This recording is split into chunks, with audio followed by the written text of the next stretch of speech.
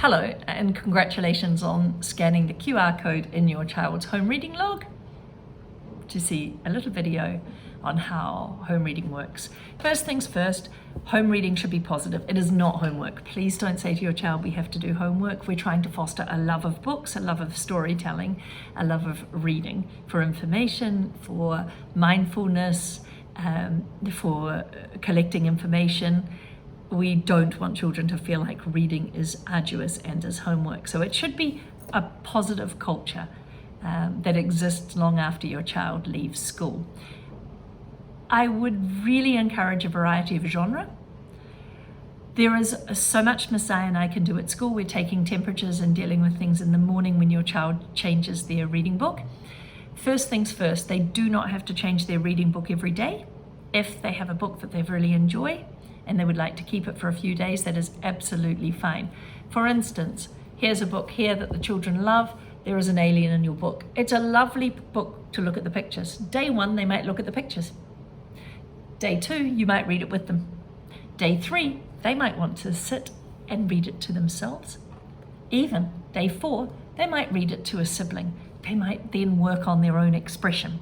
So please, please, please don't think that your child has to change their book every day. However, it's very difficult for me to keep track of that.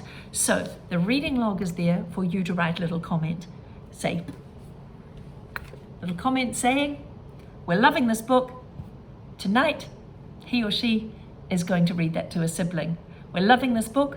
We're going to keep it because we're working on expression. Or maybe you're going to make a video. Your child might want to read this on video and send it to school and we show the class. So please, please, please don't feel as if you're churning through the books, but it's really difficult for Messiah and I to keep track of that. So that's what this reading log is for. We will ask your child to put the date. We will teach them how to do this and the name of the book when they change their book. This is really a part of also learning to be independent and have a routine. And then there's a comment section there for you to write comments. Now, when you get this book, there will also be some photocopy pages here, which has some helpful questions for you to speak to your child to deepen their understanding of the book they've read. There'll be a fiction and a non-fiction one. Please have a little look at that. Have them in your head. When you're reading with your child, these are questions that are helpful to deepen their understanding. On that note, if your child is already a reader, therefore, they won't fill this in too often. Maybe they're reading a chapter book. Please still communicate with me about that. But please, please, please do read with them as well. Okay? Please don't just think that your child is curled up reading a book and they have an understanding of what they're reading. Please use the cheat sheet questions in the front of this to check that they have a deep understanding of what they're reading. Maybe even ask them which vocabulary that was new to them. What they think that's going to happen next, what they would do if they were in the story. But also, that's a chance for you to broaden their genre. So you could read poetry. You could get some magazines. I love the National Geographic magazines. So please, don't just have your child curled up reading by themselves. It's very, very important that you do a couple of times a week at least. Read with them if your child is a reader. If they're a non-reader, every night is extremely important. If your child is reading Dog Man or Bad Guys, please, they need some variety as well. And you could help with that by also having a chapter book or a picture book from home on the go. I want to talk to you about something called Just Right Books. This is a term we use at UWC. And it means that the book is just right for the child to read independently. The majority of the time, children should be bringing home just right books. Again, Messiah and I in the morning try and keep track when your child changes their book, but we're not always there. We are taking temperatures and doing other things, so we try, and we're also trying very hard to get your child to be independent with their book choices. So, the terms too easy and too hard are used lightly. But if a book comes home and it's very hard, read it with your child, you read it, and then you're modeling expression, you're modeling what happens if you get stuck on a word, how do you decode, but also talk to your child about why they chose it. Now, they might be able to justify why they chose that book.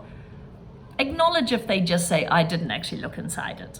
Yeah, it was a bad choice. Okay, take it back. We all do that sometimes. I get books out of the library that I don't like. That's fine. If it's too easy, so to speak, again, acknowledge it and ask them why they chose it. Maybe they just loved it from the year before. Maybe they love that author, a friend read it, maybe they wanted to read it to a younger sibling. Acknowledge that. However, monitor if they are choosing books that are too hard or too easy too often. Communicate with me, communicate with your child so they become independent in this. I hope that that helps. It's pretty important that your child starts bringing home books that they can read independently, and that, again, I reiterate that they're not churning through a different book every day. Take your time to enjoy a book. Oh, tomorrow night we should read that to Granny or Grandma on Skype, for instance, or to a sibling, or video themselves reading it, or anything, you know. Don't just churn through the books. That's not developing a love of reading. Library. Library is on a Friday. I would really encourage the library books to be back by Thursday. Then we can get them down to the library, returned, their account is cleared, and they can start again the next day. Currently, I'm asking the children to get 2 books out just to monitor things, but eventually they'll be able to get 4 books out.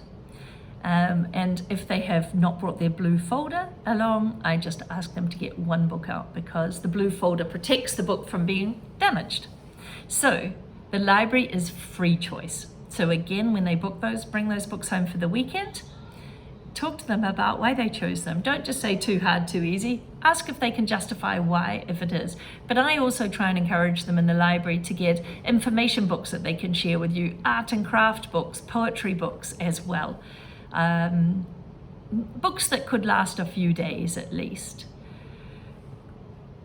With this log, I think I've already mentioned it, but your child will put the date and the name of the book in here. I really encourage that. I encourage you to communicate with me about their reading choice here. You can even say, so-and-so used great expression with this book and we'd like to keep it for another day. Or so-and-so has had this book 4 times.